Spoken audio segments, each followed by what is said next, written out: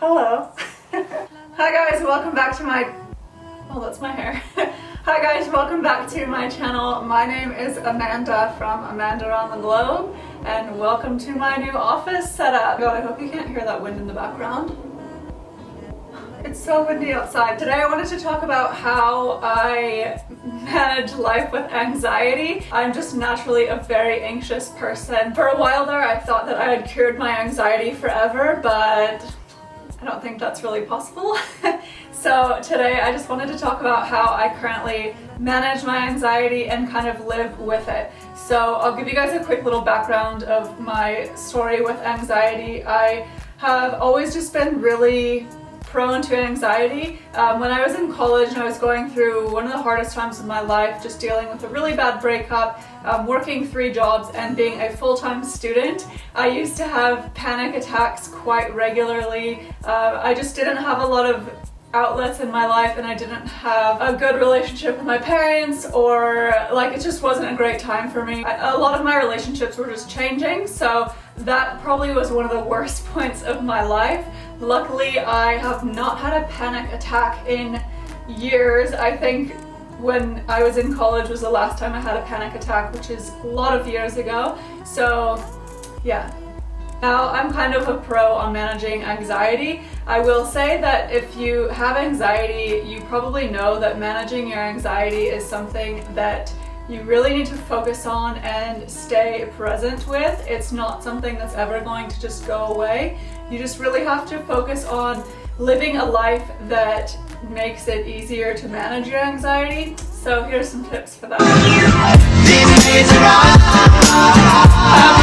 Number 1 tip. This may seem really simple, but my number 1 tip is to eat well-balanced meals. As a vegan or just as a normal person, it's really easy to slip into eating a lot of junk food when you get really stressed. I tend to reach for like Sour Patch Kids and stuff like that. I don't tend to really crave stuff like that in my everyday life, but when I get really stressed, I definitely go for the junk food, the sweets, wine, coffee, vegan hot dogs with chili and cheese on it, like all the crazy junk food. It does make you feel better in the moment that you're eating it, but I really quickly realized that after eating all that junk food, it does not help me at all, and it actually can make my anxiety worse because it just doesn't give me the nutrients that my body needs to function properly. And when you're dealing with anxiety, you need to be giving your body everything it can take to help get over that anxiety. Okay, that was a long little rant. The next thing, making to-do lists. I've always made lists. It's just something that really helps me ease my anxiety, because if I try to keep everything in my head, it is just too much to try to remember everything. I also have the worst memory, so then it gives me anxiety thinking that I forgot something. So I will always make lists of things that I need to do, and then whatever I don't get done that day, I'll roll over into the next day. But something I've started recently that has really helped me is to write down on your to-do list, like say you have a list of 10 things that you need to do that day, is to write down the top 3 priorities for that day, and that will help. Well, for me anyways, it really helps me not feel overwhelmed, and it really helps me feel like, okay, I have 3 things that I really need to do.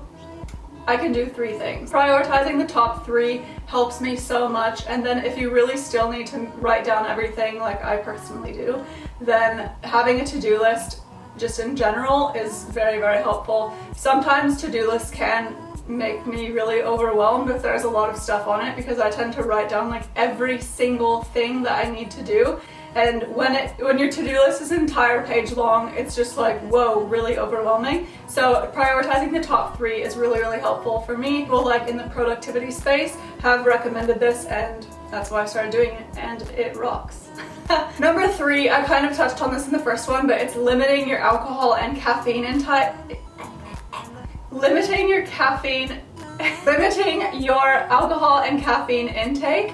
I know also when I get stressed, I'm drinking wine, I'm drinking a lot of coffee. I'll tend to go from 1 coffee a day to 2 coffees. Even drinking 1 coffee a day, I probably shouldn't even be drinking coffee at all. Being prone to anxiety, coffee is like the number 1 thing that's going to make you more anxious. So if you can give up coffee, that will help you. If you don't want to give up coffee like me, then limit yourself to 1 per day. I limit myself to a double shot of espresso per day, and then maybe I'll have a Earl Grey tea like so. That's so good. Also limiting wine. So I used to be definitely someone that will reach for wine when I get really stressed. When COVID first started, I have to admit, I was drinking a lot more than usual. I was just very nervous. I work in the travel industry and I just didn't know what was gonna happen with my job, didn't know what was gonna happen with my visa, with my apartment, like all of these things, and I was drinking a lot. After a few weeks of this, I realized that drinking alcohol is not helping me. It wasn't something that was making me feel better at all. I actually just felt like shit the next day and it wasn't really helpful. So definitely I noticed a big difference in myself when I limit my caffeine and alcohol intake. Would recommend. I need to go quick. Exercise. Something that helps me so much, especially when I'm really stressed in the moment, is just putting in my AirPods and going for a walk outside. Going for a walk and listening to music or talking to someone helps so much. Physical movement actually helps release stress from your body. It's a science thing.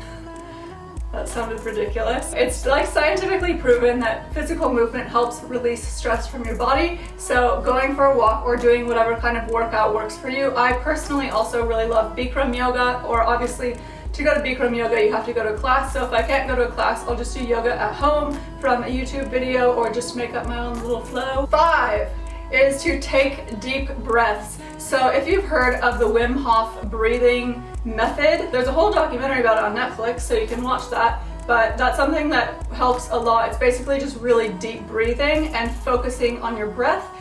In the documentary, this guy who invented it, his name is Wim Hof, he says that most people in our everyday lives, we don't really fully breathe during the day. We're just kind of always doing stuff. We're not focusing on our breath, and that is just breathing deeply can help a lot with anxiety.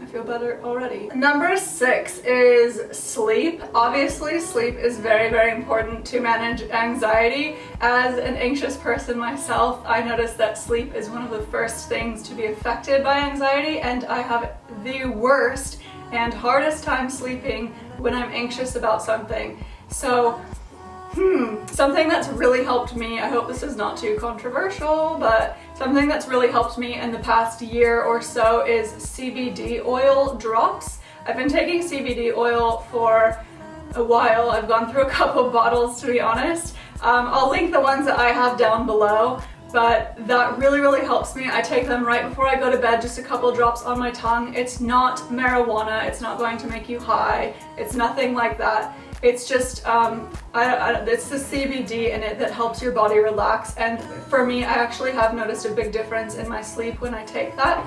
Another thing that really helps me sleep is eye masks, like the little things that go across your eyes. I'm just a very light sleeper, even without anxiety. Fun times. And the eye mask really helps block out the light, which helps me sleep better and longer. Number 7 is focusing on right now. So anxiety is something where we generally tend to freak out about something that's happening in the future, not something that's happening right now. Sometimes it can be right now, but we just get very worked up about what could happen and what if this happens.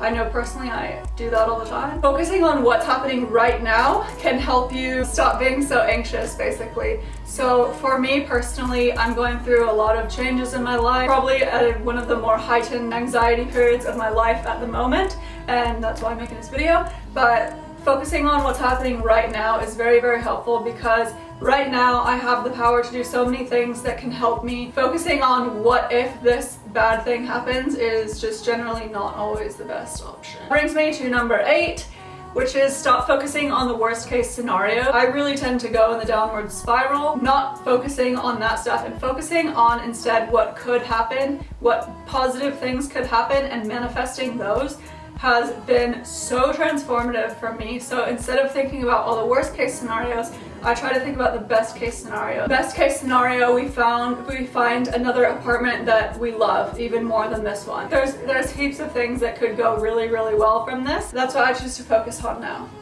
9 is do something to distract yourself. So that could be like a coloring book. I really love coloring. It's very therapeutic. I like to do I can never say this word. Sudoku. I don't know if it's Sudoku or Sudoku. I think that's how you say it. I do Sudoku puzzles. I'll read a book. I'll watch a movie.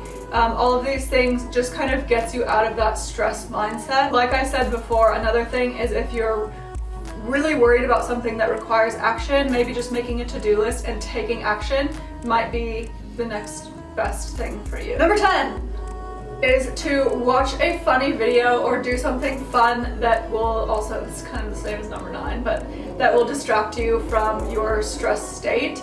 So watching funny videos on YouTube, I really like videos of baby animals like the puppies and the kittens and the baby goats, or like funny things that kids do, or just like prank videos. There's endless amounts of funny videos to watch on the internet these days.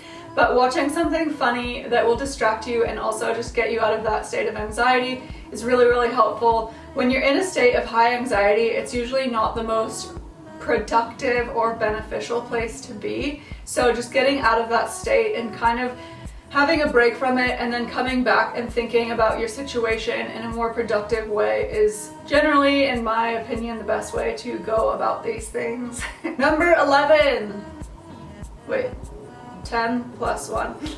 The bonus one is talk to someone. So if you have very, very high anxiety and none of these things work for you, you would probably benefit from talking to a professional. I'd suggest going to therapy, going to your doctor, talking to someone that can really help you in your personal situation.